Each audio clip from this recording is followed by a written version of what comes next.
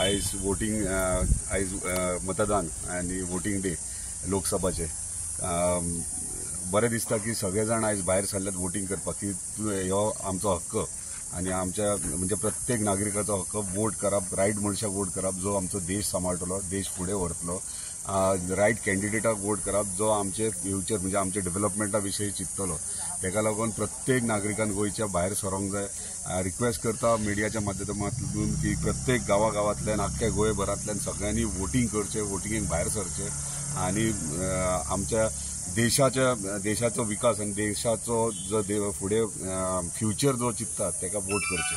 हाजेर एकच प्रश्न, मांद्रे मतदारसंघात जितले तुझे विरोधक आसात, जे उमेदवार आसात म्हटल्यार त्याच्या पयलींचे, हे सगळे जाण तुमच्या विरोधानच काम करप चालू आसा आणि अशें आसतना तुमी फुडें कशें येतले अशें म्हणटा?